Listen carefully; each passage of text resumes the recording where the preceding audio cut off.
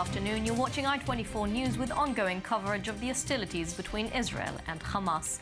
Sirens have broken a 5-hour lull in fighting as rocket and mortar fire now continues without pause into communities near the Gaza border. Earlier, the IDF targeted a rocket launcher placed within a school in the Shujaiya neighborhood in the Gaza Strip. And since midnight, the IDF says more than 80 rockets have been fired at Israel. We are now joined live by Daniel Roth, standing by in the southern city of Ashkelon, 13 kilometers from the Gaza Strip. Daniel, the entire area continues to be under constant fire, especially in the Chof Ashkelon Regional Council. How are people reacting especially ahead of the school year, which is due in 1 week? Sorry, can you repeat the question? I'm having trouble. There's some technical difficulties, I think. Yes, Daniel, once again, I'm asking, how are people reacting ahead of the school year in Israel, which is due in September 1, with all this ongoing fire over their heads? Yeah, there's mixed reactions here. You can see simultaneously in downtown Ashkelon, there are people out shopping, eating, talking and laughing. At the same time, banks are closed, and we've been hearing from residents they're upset that stores are closing early. The same is true with the question of school starting. Most parents are hoping that school starts, but also hoping that it's safe enough for school to start. Most educators that we spoke to on the ground here are saying that they think it's not safe right now for school to start, and that they expect that it won't, and they hope that it won't.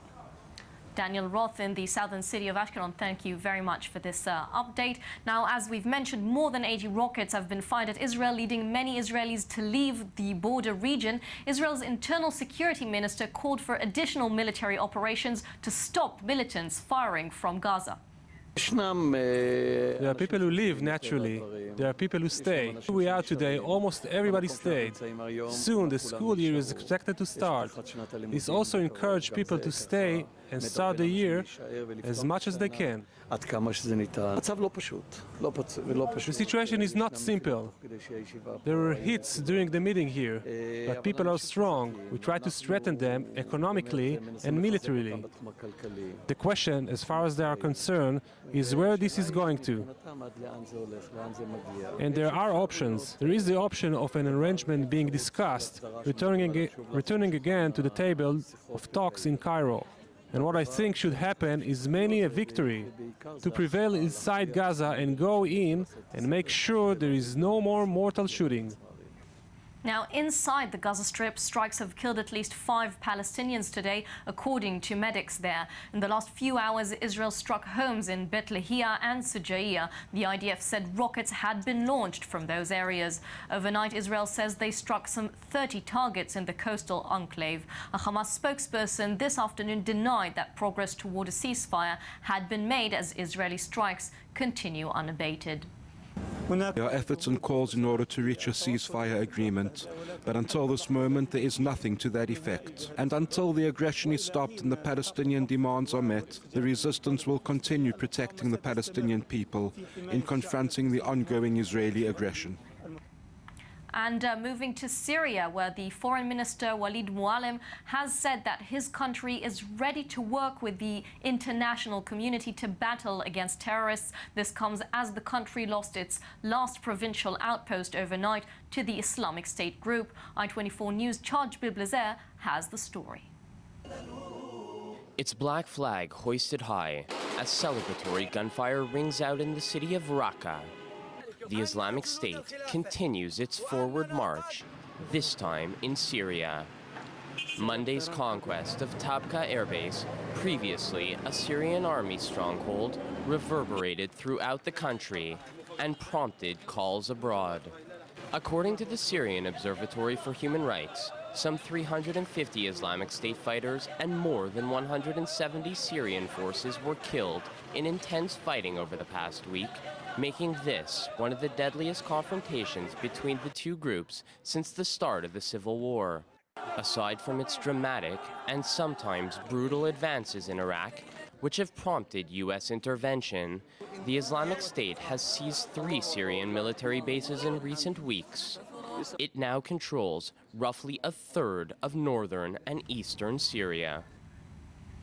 And in another ongoing crisis in Ukraine, where Russia now says it seeks to send a second aid convoy to the east after the first convoy, which returned last weekend, crossed the border without Ukraine's authorization. This as heavy fighting between Ukrainian government forces and the separatists continues. Kiev says Moscow may be trying to open a new front, but Russia promises they are willing to use any form of diplomacy to end the conflict. Мы готовы работать в любом составе. We are ready to work in any format. We are ready to help Ukrainians to find agreements amongst themselves, to help them formulate the parameters they need in order for them to live in one state, respecting all minorities, be it cultural, language, or religious. Yesterday, we sent a special note to Ukraine's Ministry of Foreign Affairs to inform them of our intention to prepare another humanitarian convoy.